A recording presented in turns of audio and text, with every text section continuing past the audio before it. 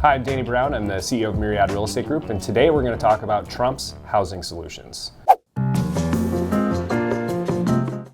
So the Trump administration has thrown a lot of spaghetti at the wall recently to see what sticks. And that is, apropos of the Trump administration. They first throw stuff out there to see how the markets and the public reacts. If it reacts favorably, they move forward with it. If it reacts negatively, then they're like, oh, okay, and they kind of just ignore it. The first one was a 50-year mortgage. I am fine with the option of a 50-year mortgage. Now, the critics of that shit all over it, saying how if you got a 50-year mortgage, your interest would be more than double the price of the home, which is true, but that's only if you own the property for the full 50-year term. Most people sell their home every 7 to 10 years. So I think that the idea behind paying that much in interest is it doesn't really matter.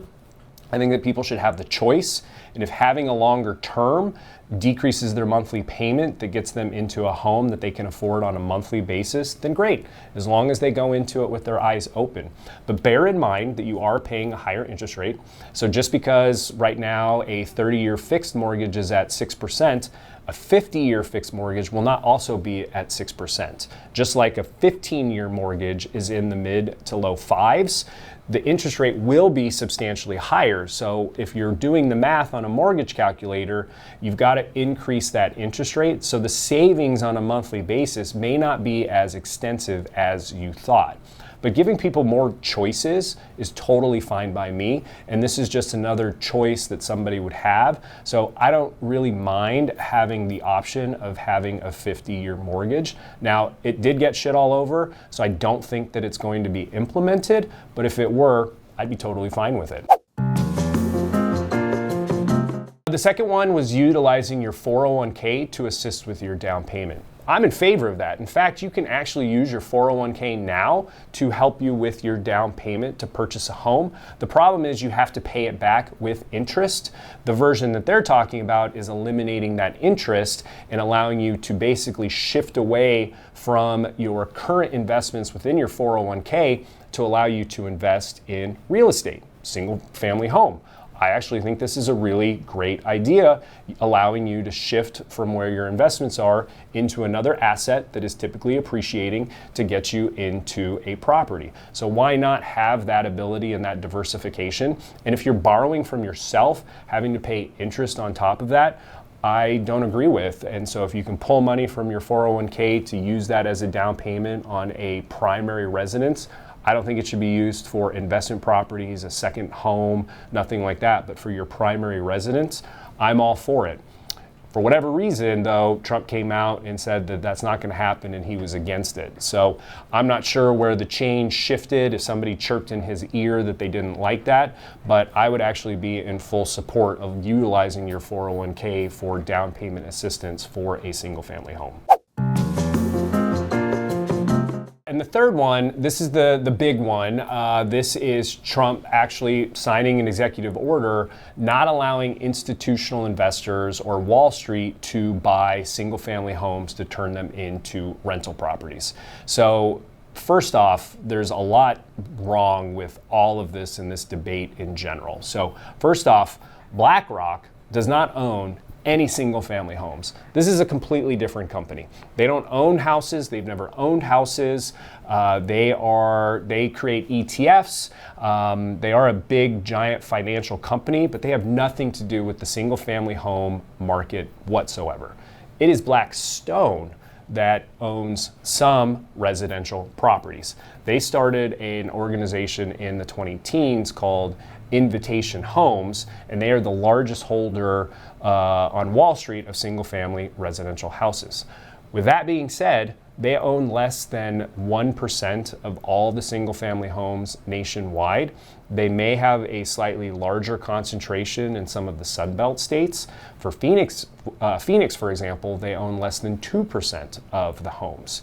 Now, they were purchasing a large majority of those property during COVID. That's when we saw their peak. Since then, they have pretty much brought that down to zero, and they're not really buying single-family homes anymore. They are building single family homes for rent in communities, but they're not buying existing properties to turn them into rentals anymore. And the overall percentage of homes that they do own is incredibly low. So they have zero to do with our inventory problem. And I think that this is just, the midterms are around the corner, and what we look for is the most simplistic answer and the boogeyman, right? I can't buy a home, my life is miserable because institutional investors are buying up all the houses and jacking up the prices. That is not real. That's not a thing. It never has been a thing. Even at their peak, Blackstone bought something like 4,000 properties, and Innovation Homes, I think, bought 17,000 properties. And that's nationwide. So that is a very low, small figure. So the fact that home prices are up and inventory in certain parts of the country is super low has nothing to do with Wall Street, has nothing to do with institutional investors. So really signing this executive order is a nothing burger. It's not going to change anything. I think that this whole thing is kind of a smoke and mirrors. And again, we as people look for the most simple answer, and for whatever reason we avoid nuance, and the easiest thing to do is say, oh, I can't buy a home, properties are so expensive because Wall Street keeps buying them. They're turning them into rentals, and so I can't get my foot in the door. So that, again, signing that executive order, sure, okay, no big deal. I don't think that it's going to have any sort of impact on the housing market at all. But let's talk about the bigger picture in terms of investors overall. The largest holder of single-family rental homes are mom and pop investors, regular people who own less than 10 properties. They own something like 87 to 90% of all the single-family homes that are available for rent, and they own 17% of single-family homes nationwide. So they are the largest owner of single-family homes outside of people owning their primary residence. What you are never going to see, and in my mind I thought, the easy solution if you want to create more inventory is motivate those people to sell. Why not decrease their taxes, eliminate their capital gains taxes, allow them to list those properties. Maybe they get that discount if they only sell it to a first-time home buyer. Sounds great in theory, right? Well, who lives in those properties? People do. And if you start to give tax breaks to landholders, people who are wealthy, guess who's getting screwed? Poor people or lower income people who have to rent. They're getting forced out of their home, and now you're taking rental properties off the market, and that causes rental prices to go up, supply and demand, and it makes it that much harder for lower income people to live in a good area with a nice home, because now you're pulling that out of the marketplace. So I do not think that the solution is going to give tax breaks to landholders to kick out renters and families from those single family residents. And I don't think that the government does either, because that is really, really bad from an optics standpoint. So they're not even talking about that. And so I don't think that that will end up being a solution either. And again, this echoes back to why they are pointing to Wall Street as the boogeyman. They're super easy to blame. It's this big company, right? And we can't even get the name right. Everybody thinks it's BlackRock when it's actually Blackstone. So it's really easy for them to shift the blame off of, your parents, for example, or your uncle. It's your families that own these rental properties. Think about all the people that you know and how many of them own a couple of rental properties. That's who owns them. And so they're not going to attack those people. It's much, much easier to call Blackstone the boogeyman, and that they're the problem and why there's not more single family homes for sale on the market. The final thing that the Trump administration has done recently is they issued some quantitative easing light, where they instructed Fannie Mae and Freddie Mac to buy $200 billion worth of mortgage-backed securities. I think this is great. This brought mortgage rates down. This lowered the spread between the 10-year and where mortgage rates are at.